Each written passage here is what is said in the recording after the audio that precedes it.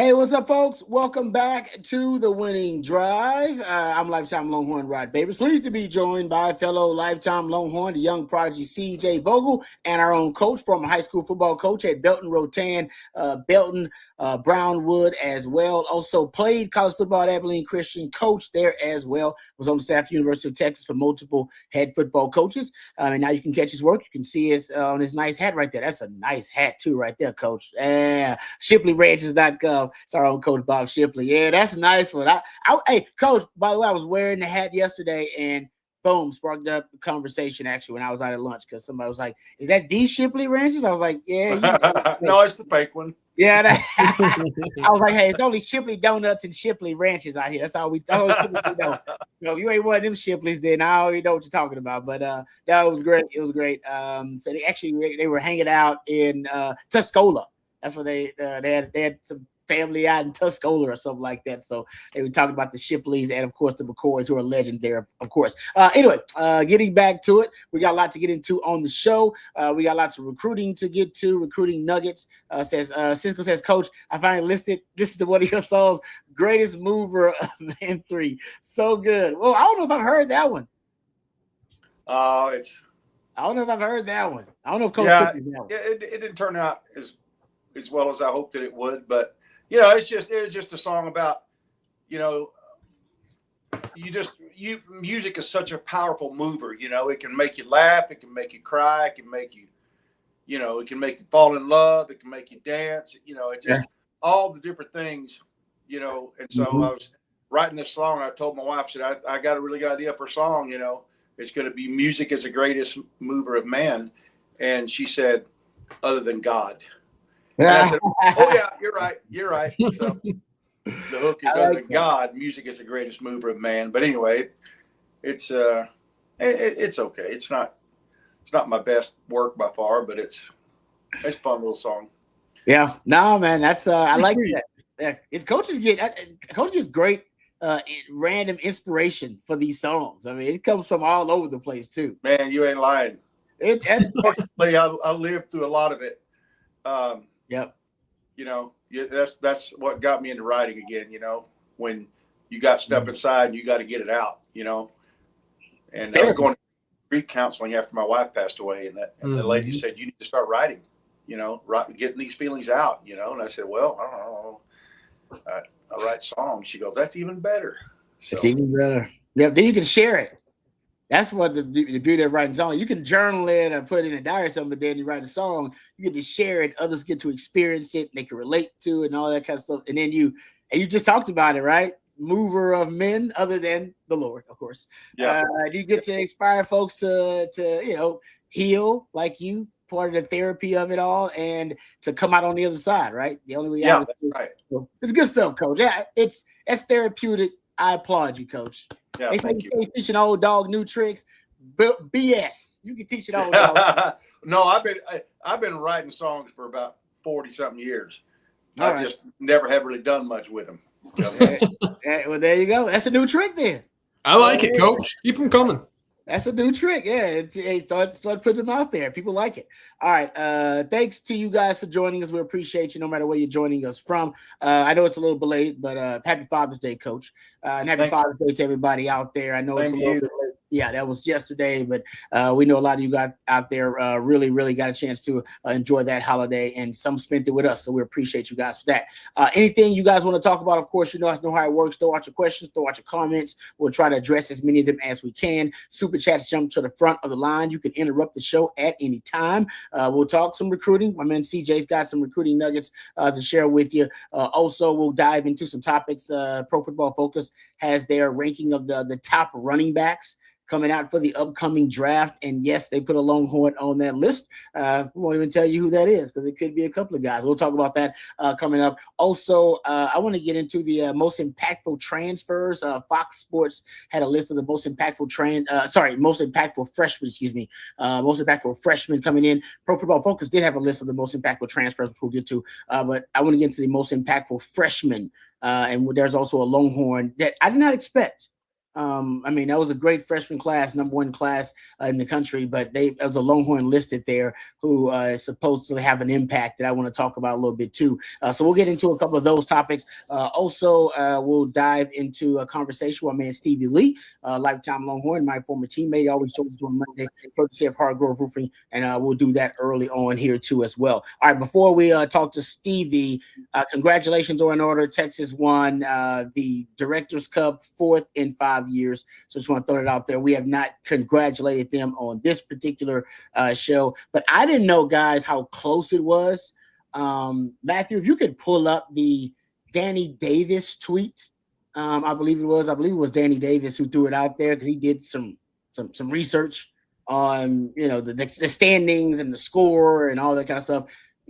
Smarter man than myself because I wouldn't go that deep. But he did find that, thank you very much, Matthew. The interesting note, the Directors Cup uses the final coaches poll to determine football points, which is why number 3 Texas got 85 points. He said if the Directors Cup used the final AP poll, number 4 Texas would have received just 80 points and slid to 3rd in Directors Cup standings. That's how close it was. It was like a really close finish this season between Texas and USC. So it's turns out, yeah, I didn't know. And Stanford as well. I think there was those 3 could have finished either way. But Texas football, so we talk a lot of football on the show, and it's an accomplishment overall for the athletic department. The 4th Directors Cup in 5 years, so the best athletic department in all of college sports. But if you're looking at it from the football perspective, which we do, man, I don't know why, and I don't know why they chose the coaches poll over the AP poll. I don't even know what the history behind that is, but it does show you that very thin, minuscule advantage for Texas there.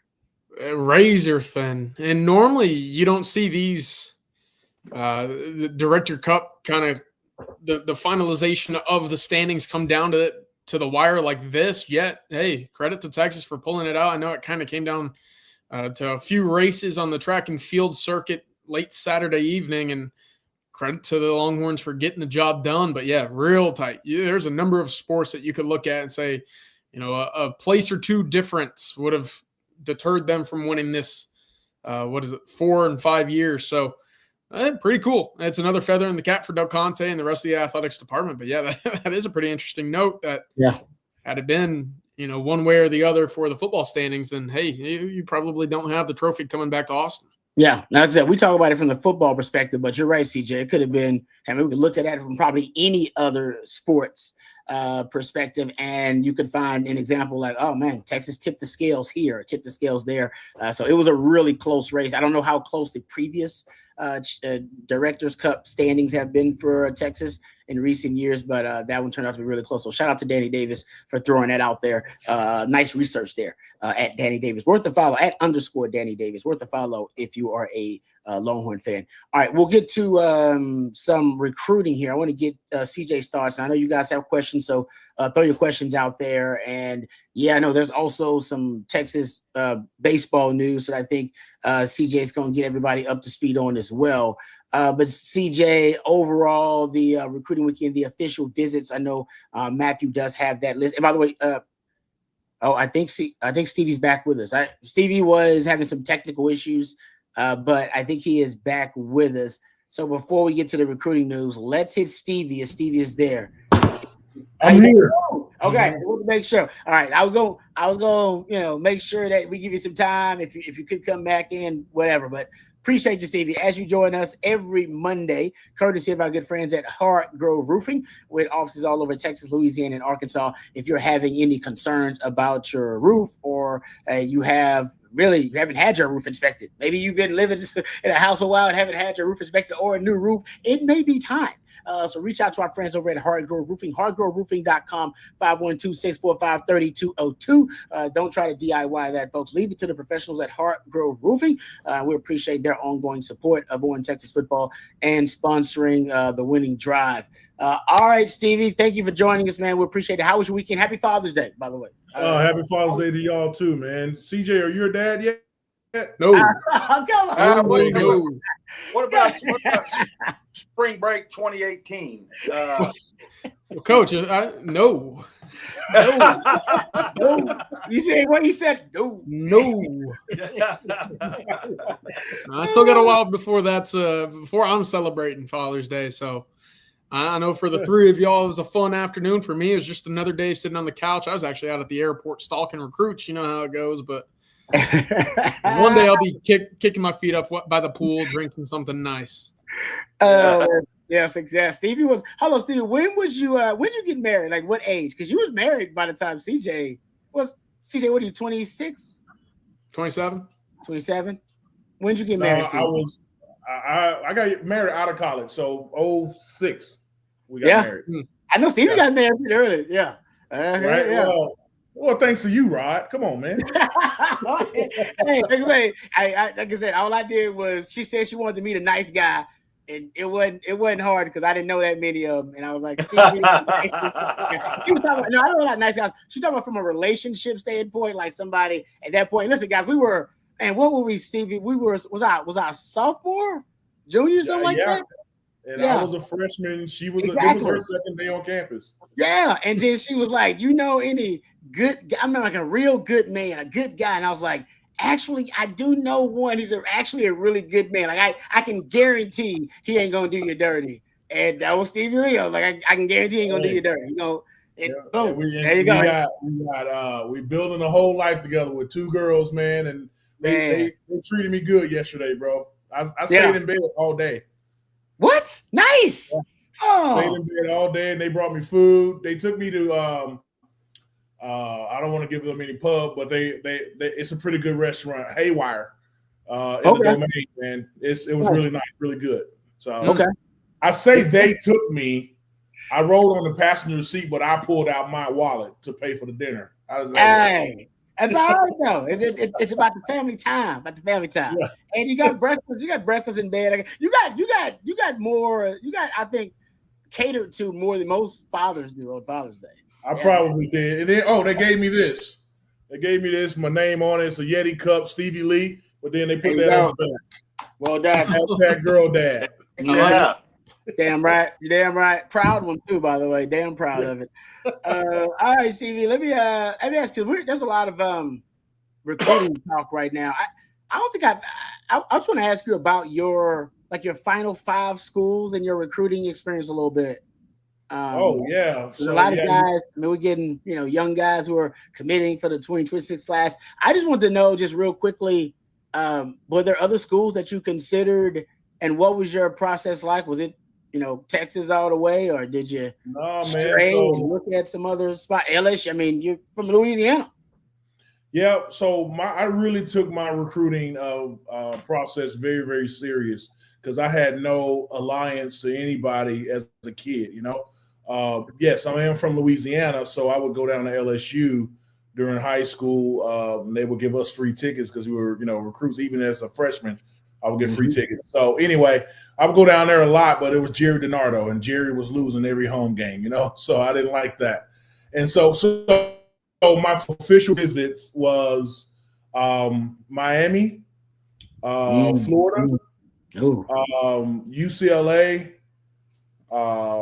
Georgia, Georgia, and then of course Texas. Story. What's that? They're kind of like that 2018 spring break story. Hey,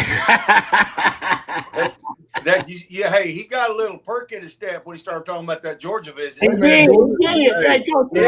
He brought it back to him. He was vivid. He was like, "Oh yeah, and Georgia."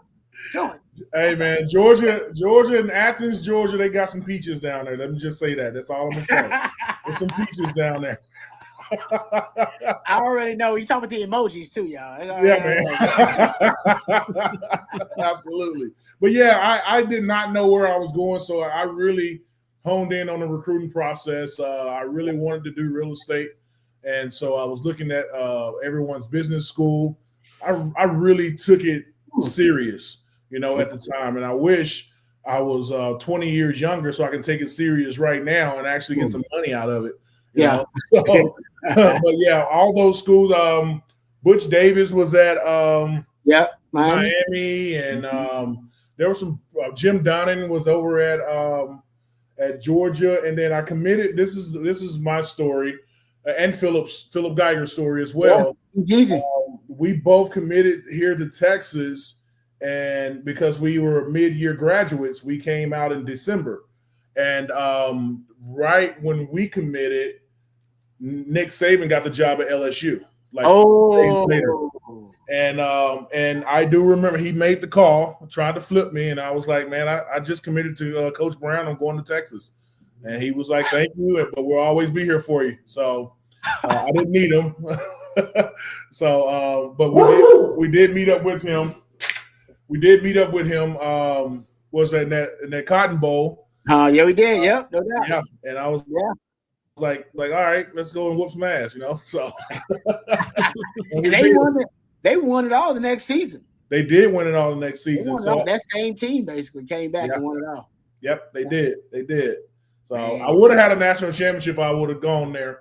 I almost went to Miami too. Miami was really nice, but I was smart enough to know that if I was going to Miami, I wasn't going to graduate.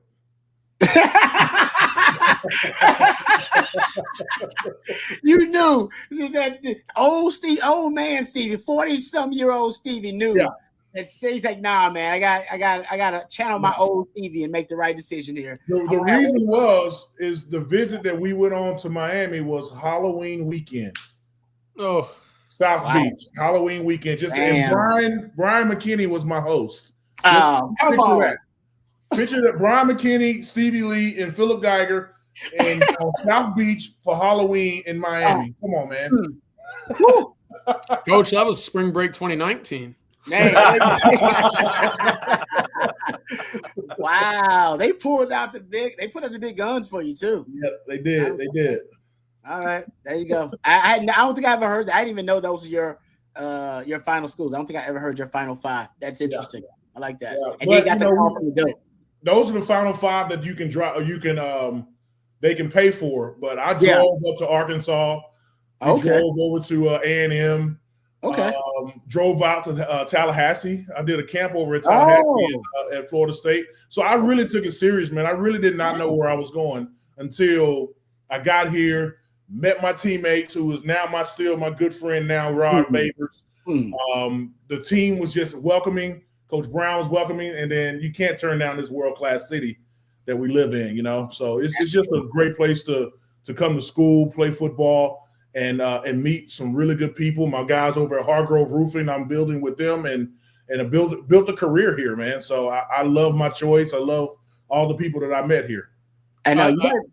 So good. Go ahead, CJ. I will say, having talked to a couple of the official visitors over the past week, and it was a little refreshing to hear at least one mention that, hey, education still meant something to them, right? And in the world of NIL, it's kind of easy for that to get swept under the rug. Who pays me the most? Where's the best fit, et cetera. But, we talked to a defensive lineman up from New Jersey. His name is Damari Simeon. He said, look, biggest point of emphasis for me on the trip was I got to go to McCombs, meet with the the advisors down there at McCombs and kind of see where I fit in. And he's considering Penn State, Michigan, Ohio State. And now it looks like, because of football at Ohio State and Michigan, I don't think Penn State necessarily in it.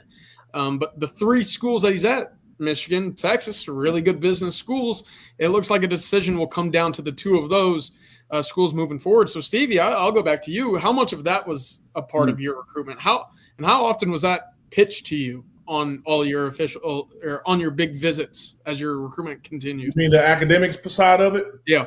Yeah, so it was pitched very, very well at Georgia. I laugh about the Peaches, but I really did like their business school because they had a residential real estate program within their business school. And it's a top business school backed by Coca-Cola money. In fact, in fact, when they picked me and Philip up out of Shreveport, little bitty airport in Shreveport, they touched down with a G5 jet to pick us up. And it was Coca-Cola's jet that they flew us out on. And I was like, I'm going to Georgia. I don't care what y'all say. And so, but when we got there, they did the whole spiel about football, but then they took us to the business school and then had their whole spiel around the business school. And that's what really got me at Georgia until I came to Texas. Texas did not have a real estate program, a residential real estate program in the business school at that time. The real estate program in Texas was very, very commercial heavy, and I just know I did not want to do that. But I was somehow convinced by Coach Brown that they'll figure it out, and I can do whatever I want to do. Ended up getting a degree in education. So never taught a kid a day in my life, but all I know is selling real estate and a little bit of football. Now you got to be really proud of 17-year-old Stevie and the decision that he made, because you made the right decision. Like I really did, man. I can't look back and say, well, I would have did something different. I'm having a great time, great life, and my daughters are Texas girls through and through, and they give me crap about it because I'm not a Texas kid.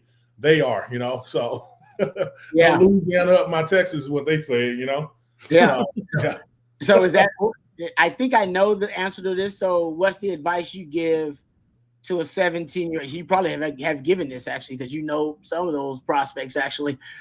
What advice would you give to somebody going through it now, even though it's different, of course, NIL? So I'll tell you all exactly what I told Booby Feaster at practice one day. It's a different world, and I haven't navigated through this, but on the outside looking in, you really need to think about your future. A friendship that I have for 20 years with Rod, right?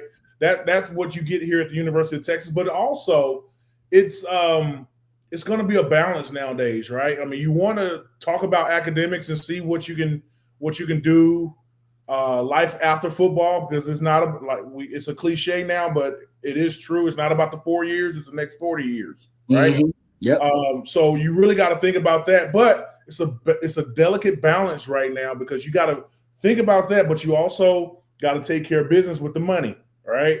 So if you are a big time recruit, you really do have to think about your future, because you can make the right decision to go to a school and then leave money on the table, and then all of a sudden something happens and you don't make it to the next level, and you need that cash to jumpstart your life and family. Yeah, it's a delicate balance, man. So I don't blame these kids for talking about the money, because it's out there, but you also got to think about what your relationships are going to be like and kind of manage that as well. I wish that we could have a seminar on that, just telling you, like, it's not just about the money. It's a lot about the money, but it's not just about the money. It's relationships too. Yep, no doubt. The crazy part is, the money that's being thrown around is life changing for a lot of these kids. So, look, I get it, and the biggest point of emphasis that we could point to right now is Texas Tech softball. For football players, there's a chance for these blue chip guys to go off to the NFL and make more, right? For softball, I know that they've started, kind of that next league, that professional league, but the ceiling in which, or at least the window you have in which to make money playing the sport that you love, not very long. So it's one of those things that you have to always juggle. But Stevie, I'm glad you ended up a Longhorn, because it certainly helps our show out a lot. You have great stories. It's a heck of a lot of fun for you to come on here every Monday and talk to us. Yeah, it's a lot of fun for catching up with you guys every week. I appreciate this little time that I have, man. So y'all just keep on having me on. I'll be here, bro. It's just amazing, though, that you were that mature at 17 now, considering what you told us about Halloween, my Halloween visit to Miami, Georgia, break it out, the private planes. It's just amazing that you still chose Texas, and you did it because you looked at the right things. You prioritized the right things. Yeah. So. Well, now, I went to a private Christian school. I will put that on my that. But the coach I'll tell you one more story about South Beach. You take that one last breakfast brunch before you get back on the plane to come back home. Oh yeah. Yeah. So he took us to a restaurant on South Beach, and he said, order your food, and then we're going to walk out on the beach. So me and Philip, we come from a private Christian school. We order our food, and we walk out on the beach, and he walks us right by the beach, and these ladies all lined up as far as the eyes could see. were sunbathing. And didn't want to have the tan lines, so you know how they were sunbathing. Yeah, we know it. Oh yeah. I'm 18 years old, man, coming from a private Christian school, and I was like, whoa. Yeah, I ain't going to class. I'm be right Because you knew yourself too well. He told me where everything was without telling me where everything was. So yeah, I wasn't going to class. You know what they teach you at Christian school about temptation? They teach you about temptation. They teach you to flee from it. Flee from it. Flee from temptation. You got to run away from it because you know you can't handle it if you're too close to it. So you just got to run the other direction. And guess what you did, Stevie? Good for you. That's exactly what I did, man. I don't know if it was smart or dumb, but that's what I did. It was brilliant, is what it was. All right, Stevie. Thank you, brother. God bless you. Thank you for the time, as always. Great stories. Can't wait to talk to you next week. Have a great rest of the week, brother. All right, man. Welcome.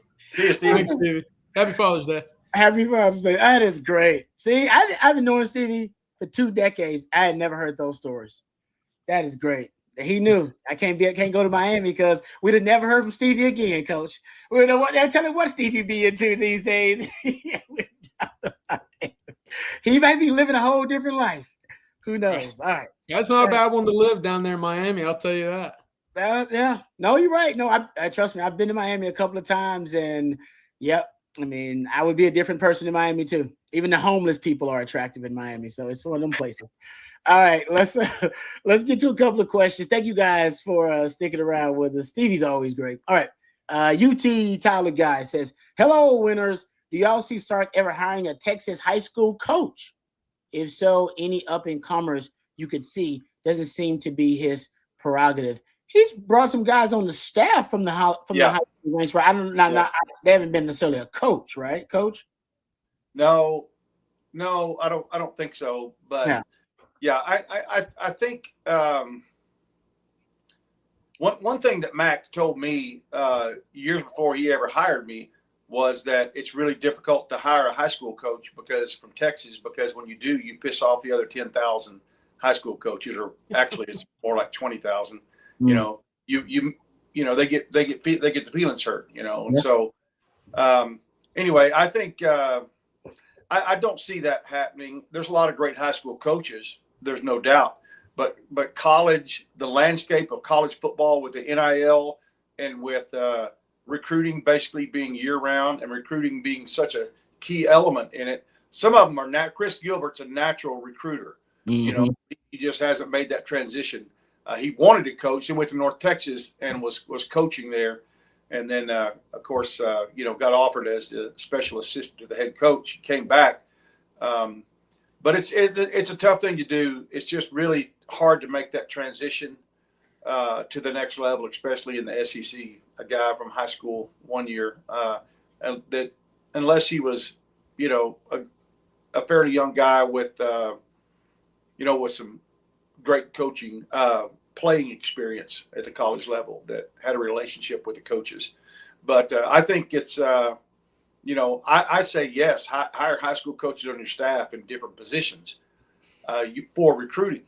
Mm-hmm. But doesn't do a lot of good to hire, a coach out of, Lubbock, Texas, when you ain't signing any kids. You know what I'm saying? You get Metroplex coaches, get those Houston coaches, East Texas coaches that are well known, on your staff to help open the doors for recruiting. And that's exactly what he was able to do when he hired Chris Gilbert to replace me as the director of high school relations.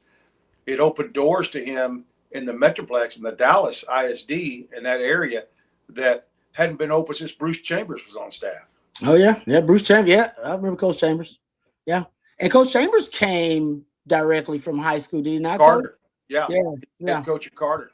But he was like you're saying, they're so well known in those fertile recruiting areas.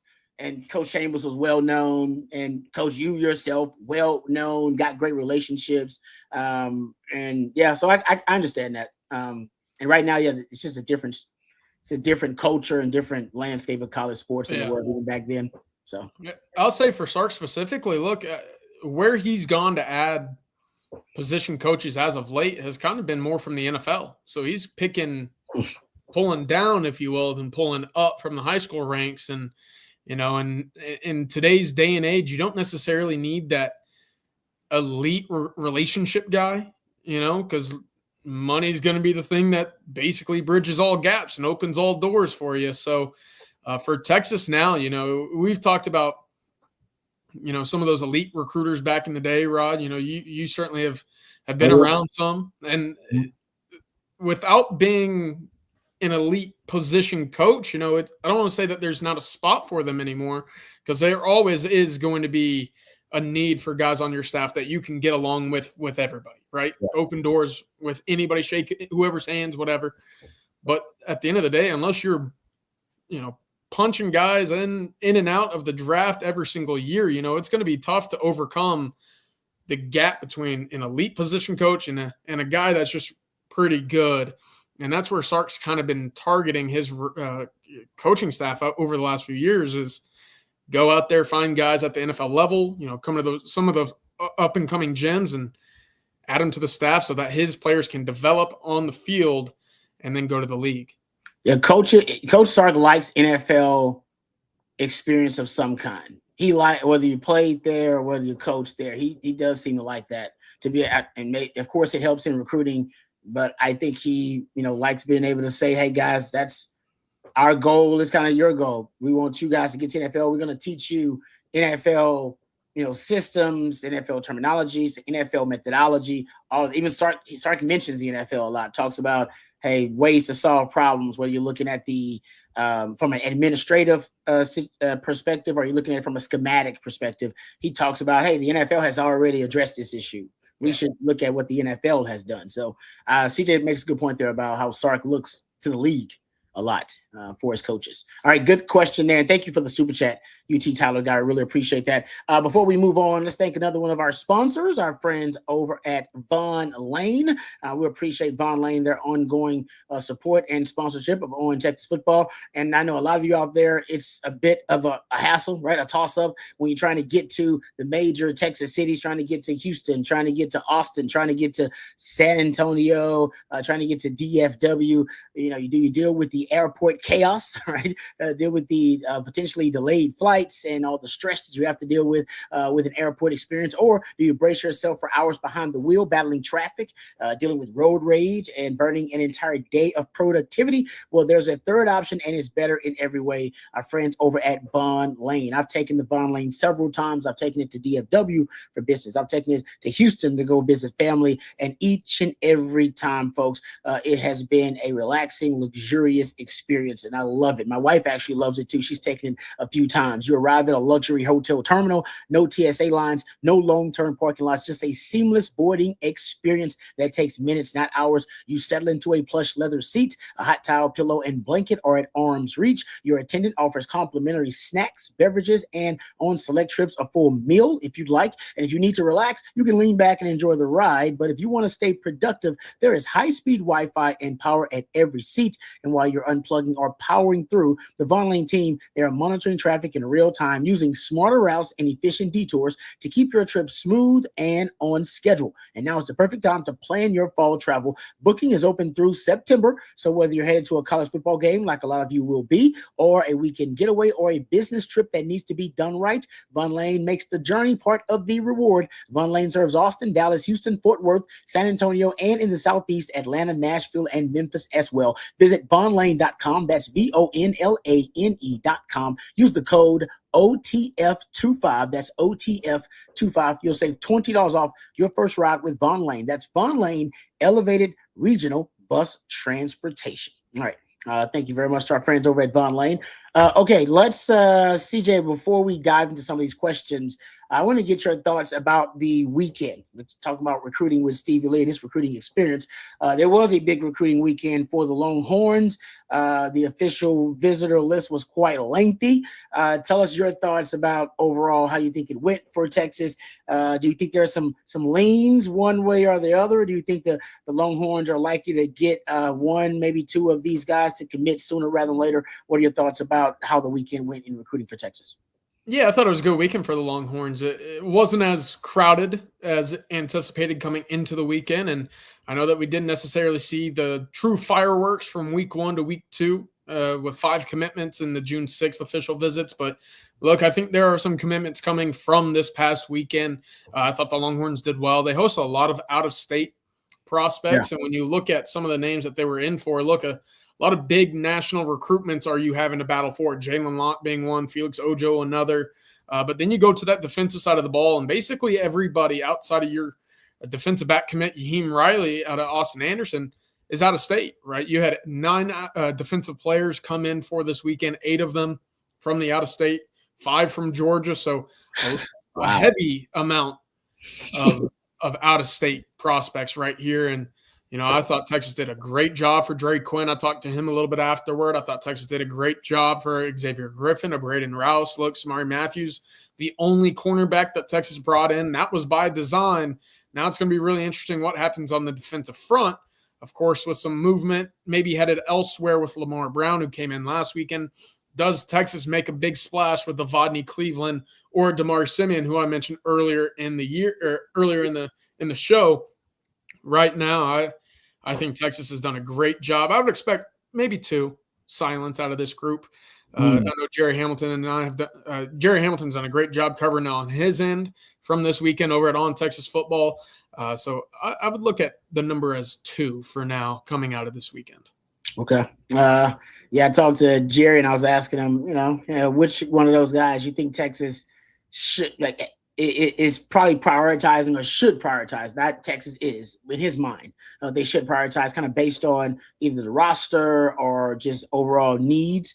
And he brought up the linebacker Xavier Griffin, I believe is his name, the one out of Georgia, because he reminds him, coach, of a little bit of Anthony. Well, I'm saying it's kind of Anthony Hill, because a guy that can be a pass rusher but also be a really good off-ball linebacker.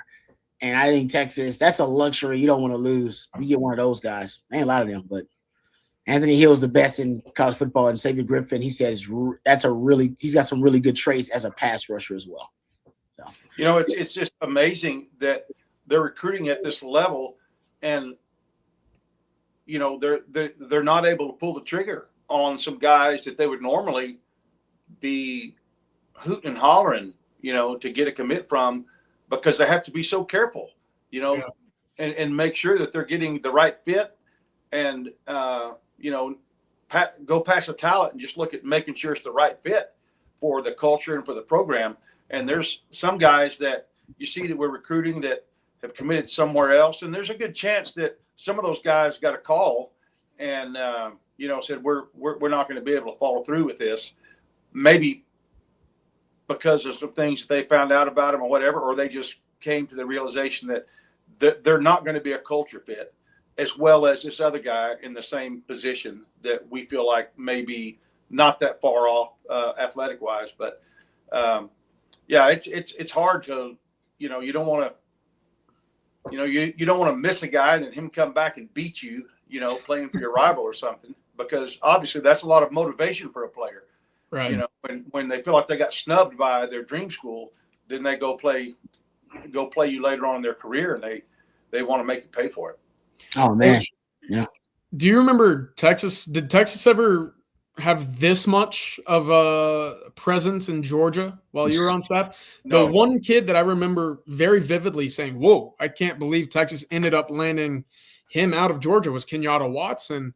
But other than that, it certainly hasn't ever been this much of a presence before. No, and unfortunately, Kenyatta never got to step on the field for us. Right. But yeah, there's no doubt, and it's not just Georgia; it's almost pick anywhere on the map. Yeah, the good presence point. we have now, recruiting wise, I think it has to be at an all-time high.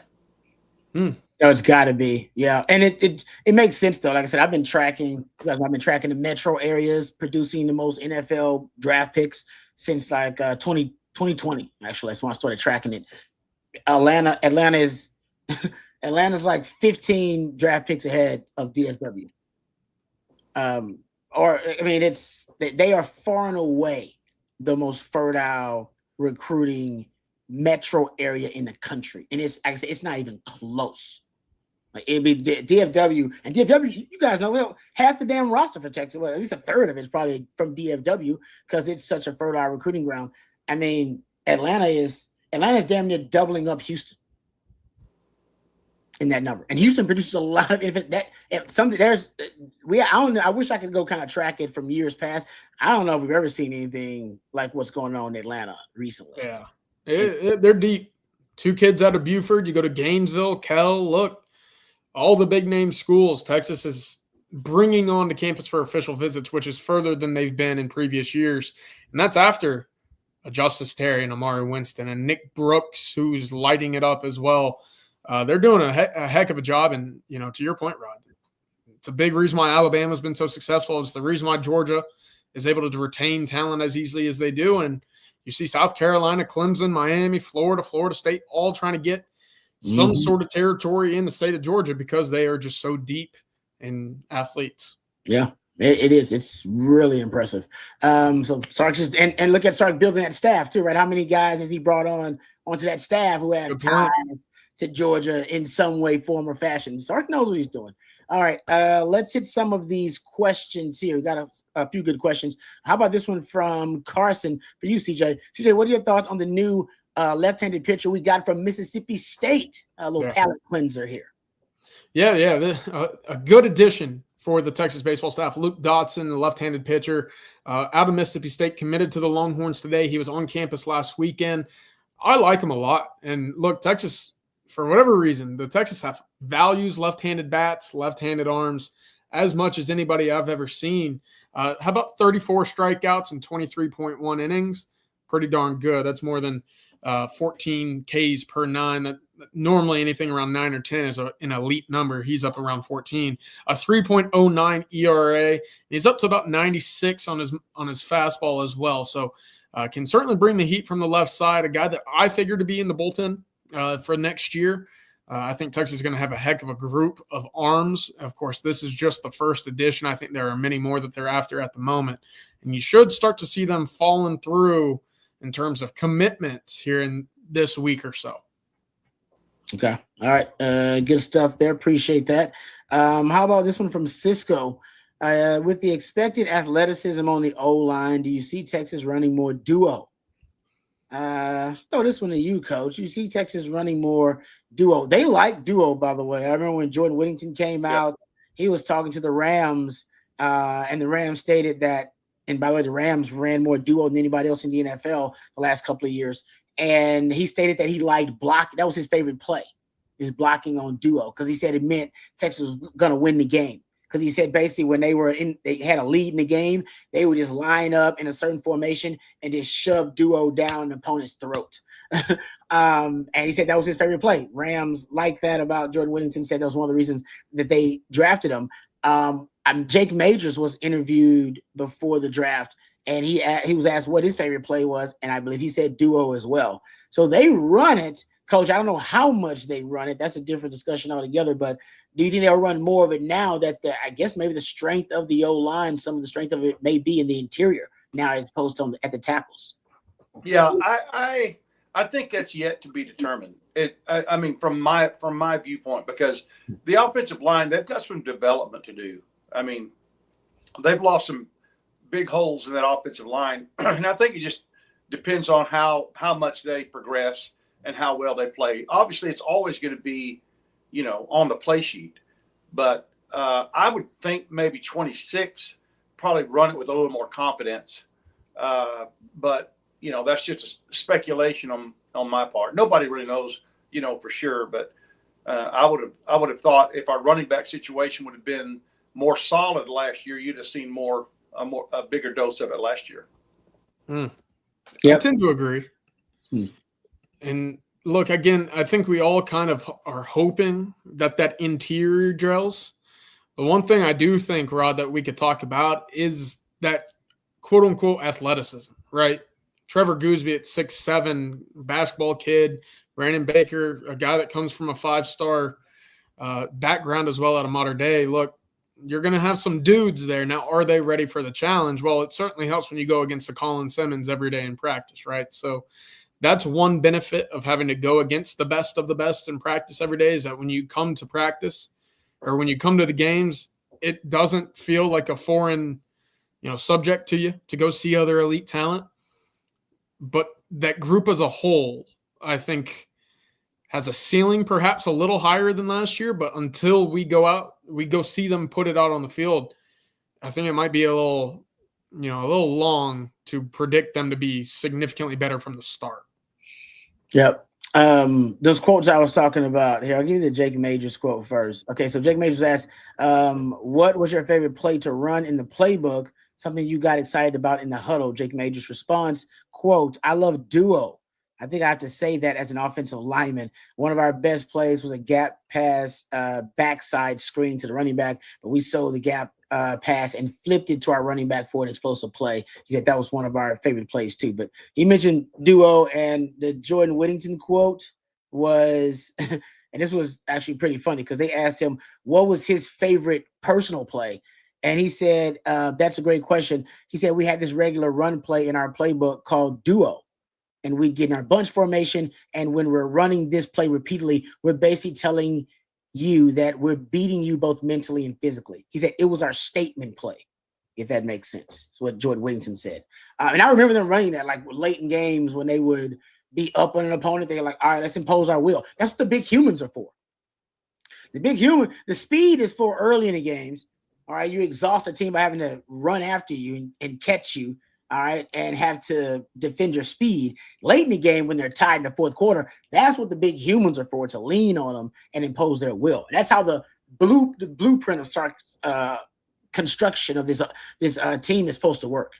And I've seen it. It's worked to perfection at times. I mean, I remember the Alabama game when they went to Alabama. That was a perfect kind of representation of it when they beat Alabama. Remember they started running the ball late.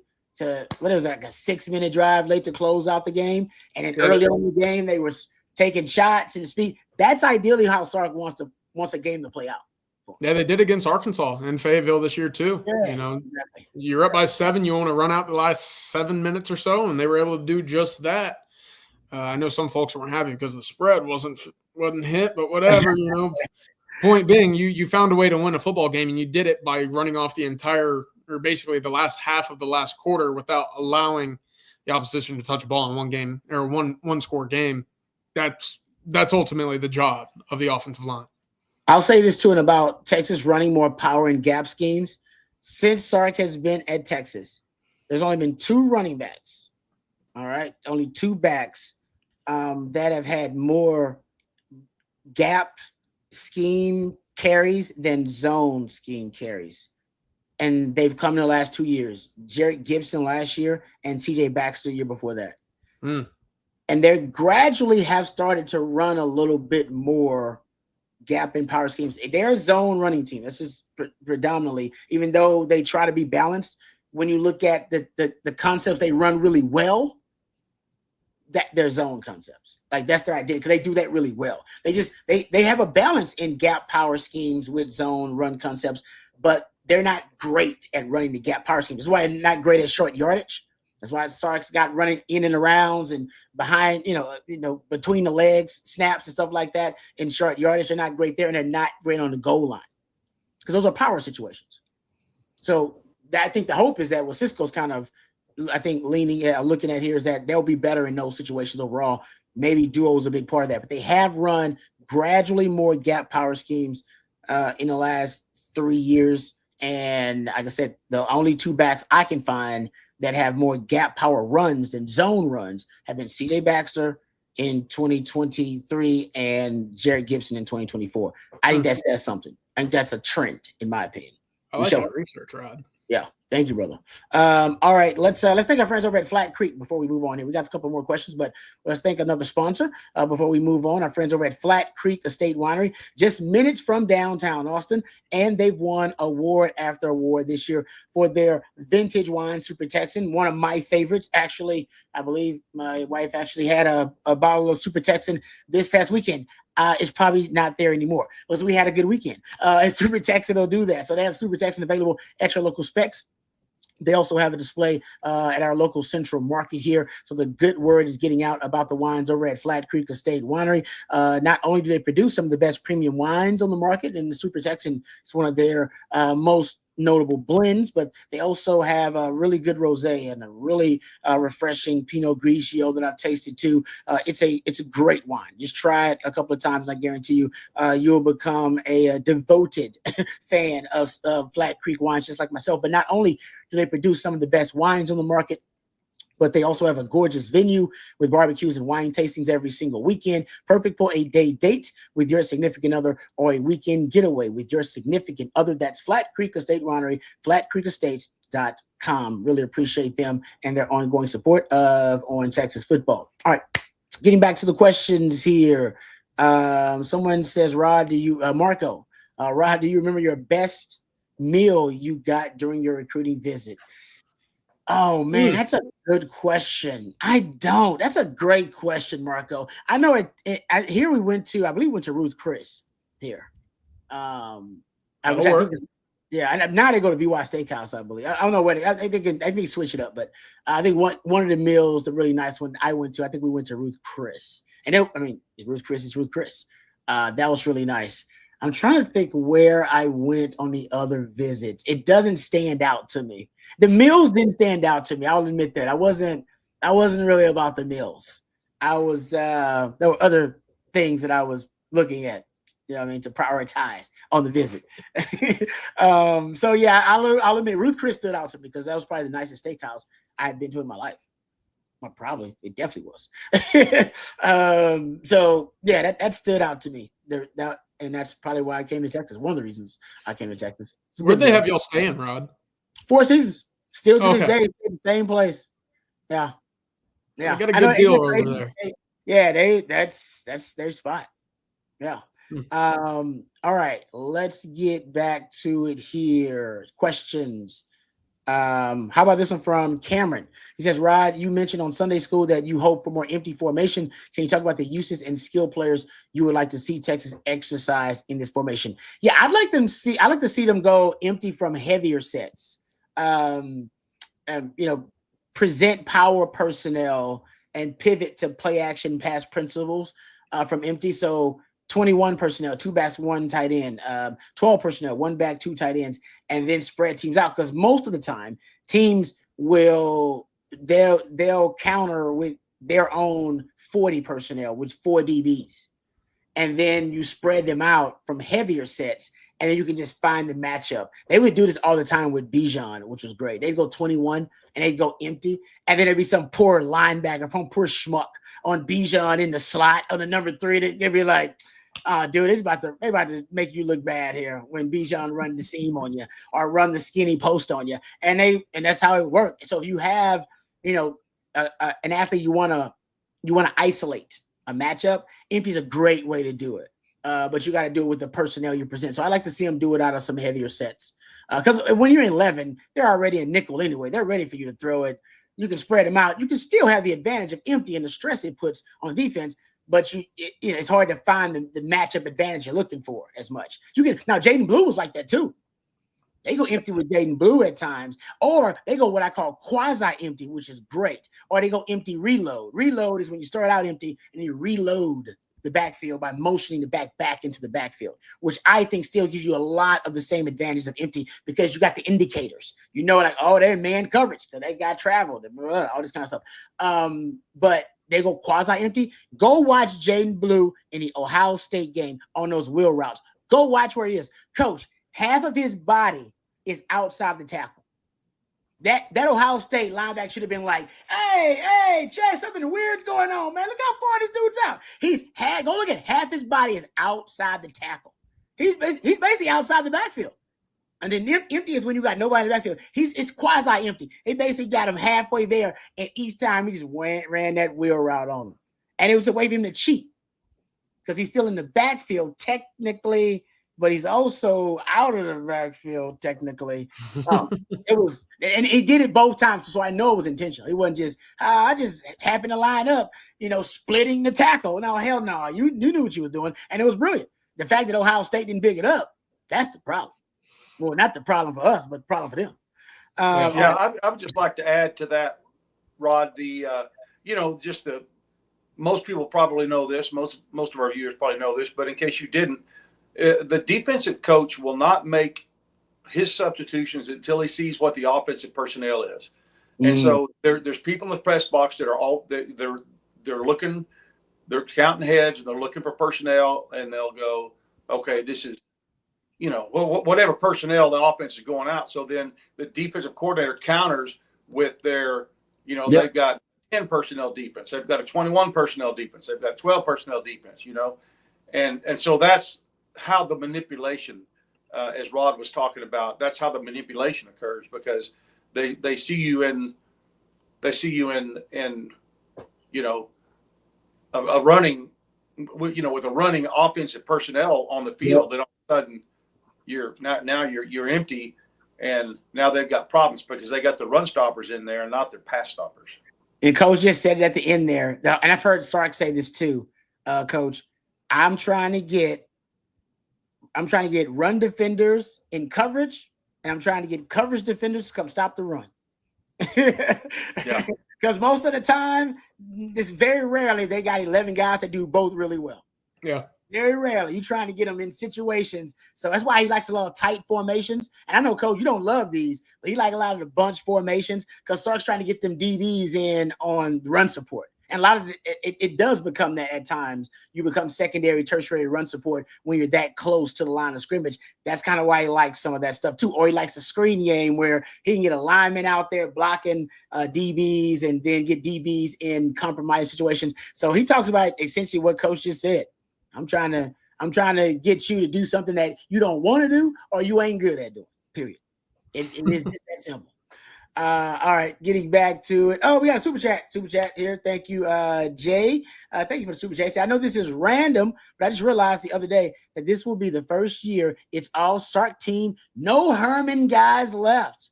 Oh, thank you, Jay. I don't know if I've actually realized that, Jay. Huh? So not one Herman. This is it. Oh, sorry. It makes sense though. He's been here now 4 years, so it makes sense that it's all him now. It's exciting. You know, you talk about it being a coach's team, you know, it's his team. These last few years, it felt like a Sark team, but, you know, you do have 100% now of guys that he's recruited. So, you know, we'll see what the philosophy, what the scouting department looks like, and ultimately what the ceiling of this team might look like now that it's 100% under the fingerprints of a Steve Sarkisian. So I think it's fun. I think it's exciting, but you know, there were a lot of guys that stuck around for a long time that had really big impacts as well. So it's sad to see him go, but man, you know, you got to tip your cap and say, you know, thank you essentially for the work that you did, the efforts that you put in to getting the program to where it is. Yeah, no, that's a good point, Jay. I didn't think about that. And, you know, Sarkis Coach brought it up earlier, right? They've been very meticulous and picking out our kind of guys that are compatible with the culture, with the mindset. And so now we get to see really the full fruition, the full, you know, I think realization of Sark's vision. So I'm excited about it because we saw what they did with how they maximized what they inherited.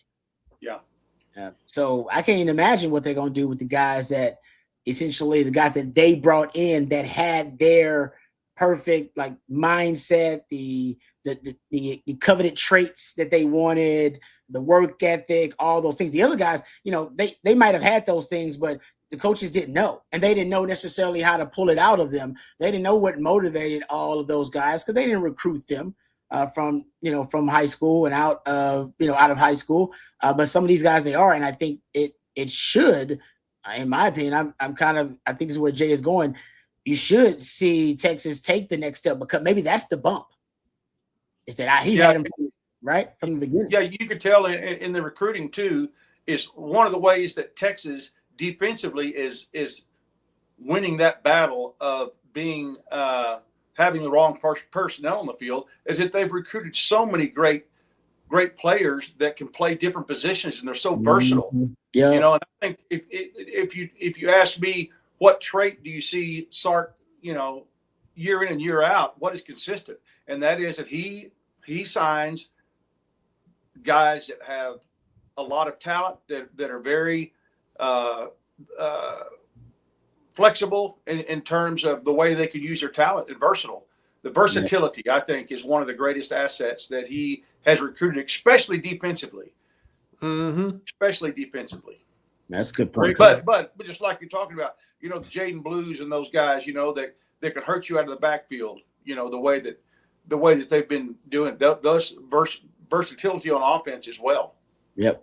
I agree, Coach. That's a good point. That's we were just talking about that too. That's like I said, that's part of Sark's vision, right? That's going forward. Those are the kind of guys. It's pretty obvious to Coach's point that is definitely something they covet, and they promoted it with Jahdae Barron. But look at what Trey Moore is doing now, and look at how they Jelani McDonald's another guy that's playing. Look how they are promoting. I think Anthony Hill to be a guy that can be a pass rusher, but also on the edge, but also be the best all-ball linebacker in the country. So, good point there, Jay. Something else I realized too is that there aren't many coaches who won a national title. Sark's trying to become one of them, of course.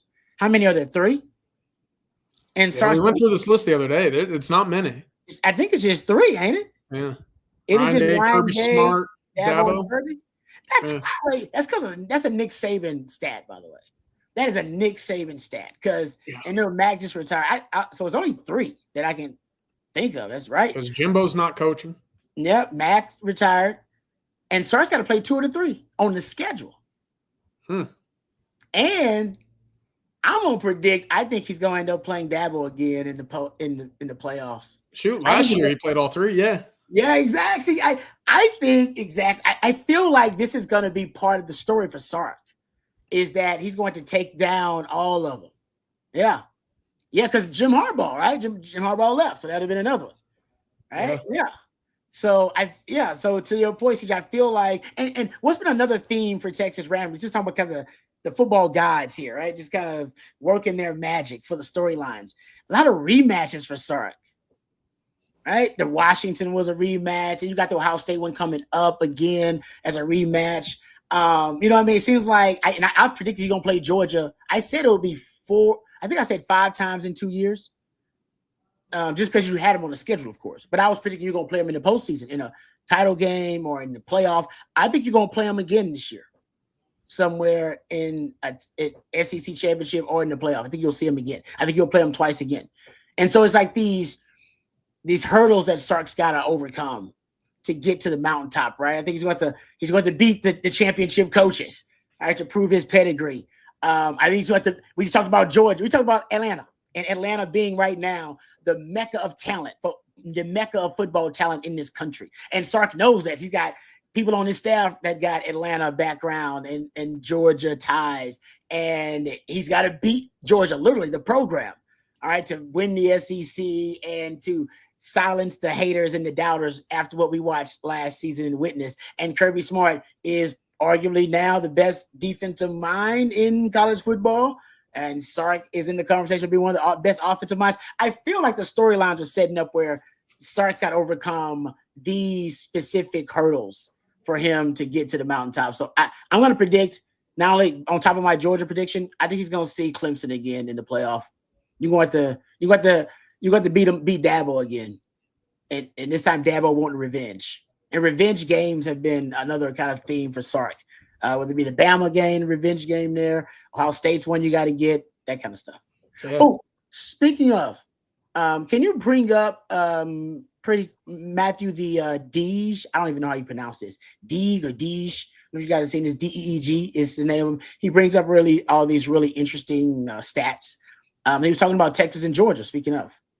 And I didn't realize this, but when Texas goes into Georgia, they'll be trying to break the longest current home win streak in Texas. Now we're assuming that Texas win streak's still alive after week 1, right? That will be okay. Yes, that'll be a great point. I'm skipping over that very big hurdle.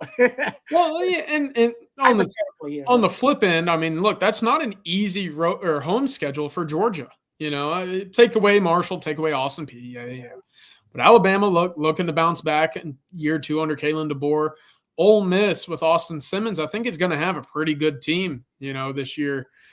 They've been very active in the portal. Again, we'll see if they're able to go on the road and play at Georgia on the road. Because, look, they ended up beating Georgia last year in the rain at home. So that's not an easy road or home schedule for Georgia this year. Texas, of course, we've talked about the icy whites, the road warriors, kind of that mentality that they've kind of taken over is like it's us against the world when they go on the road. And it was the reason why they picked the white jerseys in the playoffs as well. So it's going to be fun. I don't know. There's a few games, Rod, that you could arguably look at and say this is going to be the biggest game of the year, one of which, obviously, week 1 against Ohio State. But I saw folks on the timeline earlier today saying, what happens if Florida starts 4-0? What happens if Texas starts 4-0? That's big. Then you got Lagway. Then you got Manning going against each other. That arguably could be one of the biggest games of the year as well. Yeah. But this one here in Athens, I'm sure there's not one, maybe outside of Texas A&M and Oklahoma, that Sark wants to win more than just saying, hey, I've got to win over Georgia. Okay, I can breathe. Yeah, exactly. Coach, what is the mind? Because I looked up neutral site games, and some people were like, well, Texas, neutral site games, they're like, I think 3-5 since this road win streak started. And that's the bowl games and college football playoff games, SEC title game, that kind of thing. What's the difference in mindset, neutral to road? Well, road, and obviously, a neutral site, you're going to have at least 50% of the fans there, and I don't know that anyone really has a home field advantage, with that situation. But, when you go into a stadium that's 90% plus, opponents that are screaming, opponent fans that are screaming, it's a lot different. It's a totally different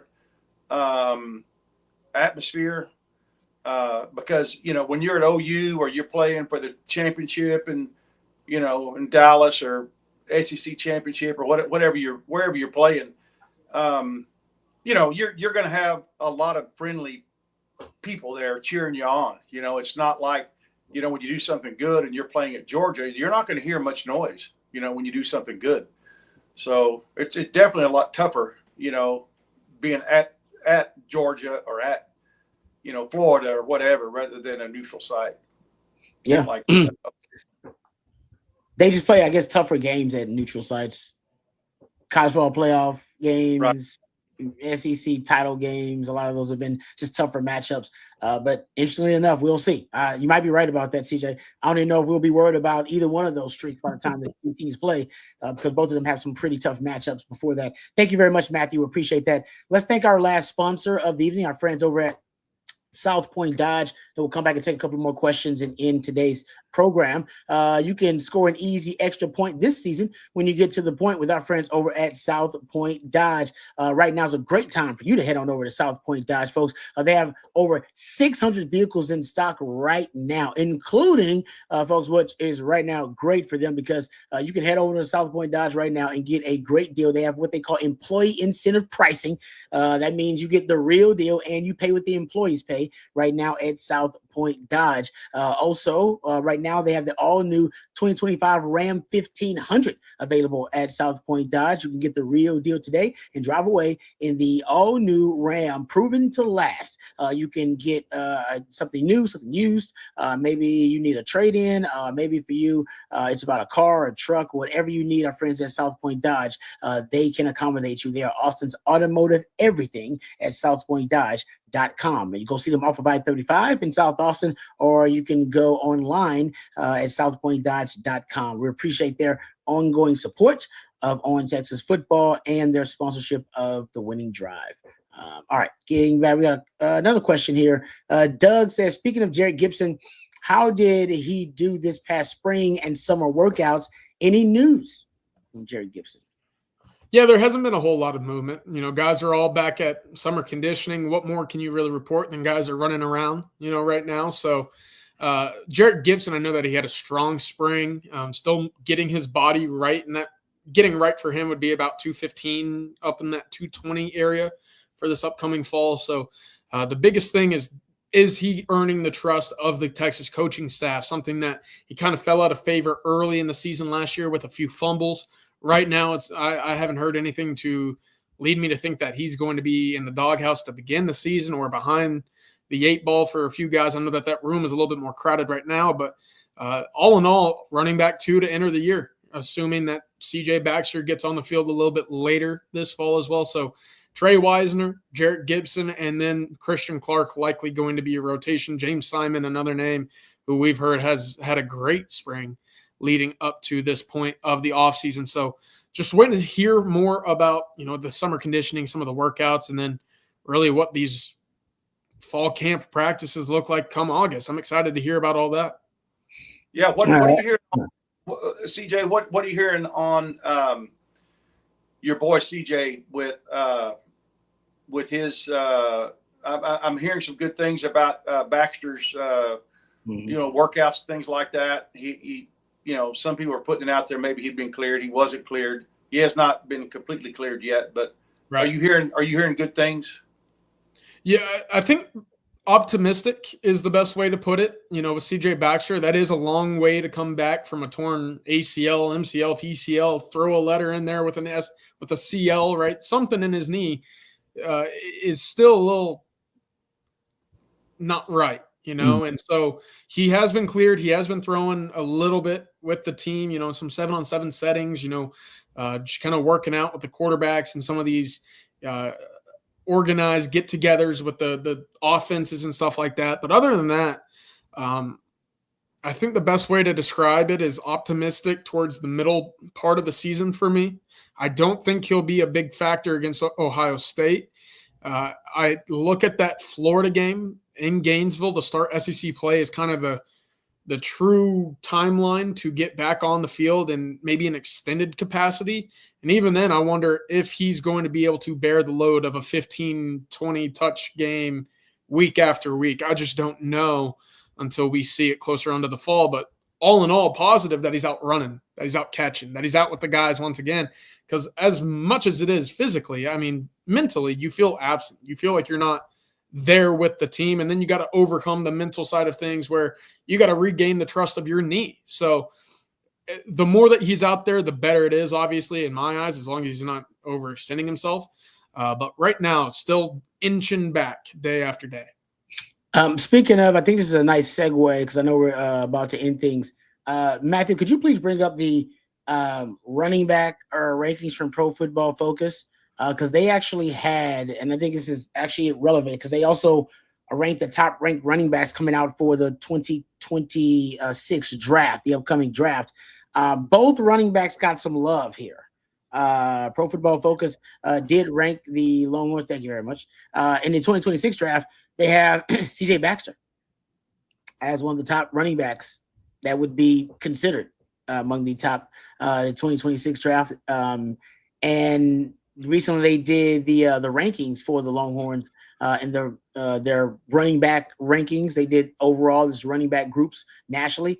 And among the running backs, I believe they had the Longhorns top 5 among the top 10 best running back groups. So they're number 3 overall, if I'm not mistaken. Yeah, they were behind number 1 Penn State, number 2 Notre Dame. Texas was 3rd overall as a running back group. So speaking of the Longhorns, I mean, they're one of the best running back groups in the country. They won't have the full complement, I don't think, early because you'll have CJ Baxter still recovering. But I think ultimately this may be a blessing in disguise because I think CJ Baxter by mid-season he could end up being like 100% by mid to late in the season, and that's when you may need him for the stretch run.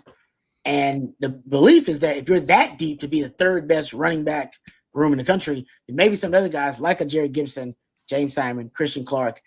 Of course, you got Trey Wisner, who can be a bell cow for you, can just handle the load of the running game until CJ Baxter gets healthy, and you may get a starting running back infused into. I'm talking about a NFL caliber fresh legs, right? Fresh legs infused into your offense in the middle of the season.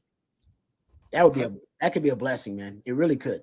Especially if you're still wondering or finding out short yardage situations. Because CJ Baxter, that spring roster had him at about 230. I don't know if he's at 230, but I do know he is, without doubt, the biggest body in this room right now. So I think I'm right there with you, Rod. If he's able to come back 100% at any point this year, what a relief it is for him and what a jolt to this offense it could be.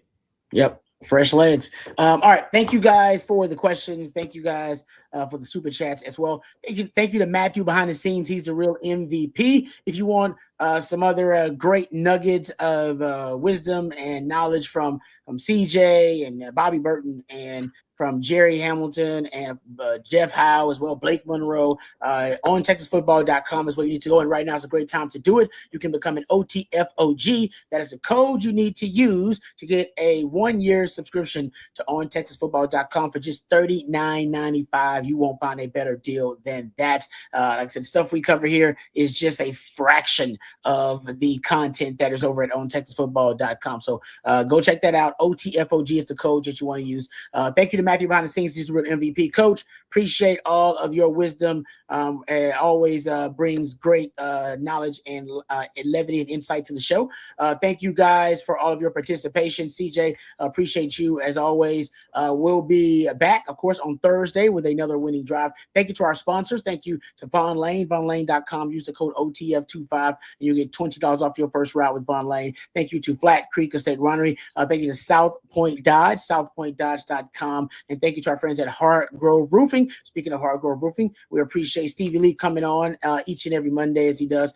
We appreciate him taking the time there as well. If we missed any of your questions or comments, we apologize. Please direct them to the gentleman at Coffee and Football bright and early tomorrow morning. Bobby and Jerry will be there with you at 8:15 on this very platform. And we'll have a PM, primetime live stream with, I believe, myself. I believe it's going to be Jeff Howe and Aaron Hogan. I believe that's going to be your Tuesday night crew for that live stream. So we got you covered here at On Texas Football. For Coach and for CJ and for Matthew, I'm Lifetime Longhorn Rod Babers. Until next time, hook 'em horns.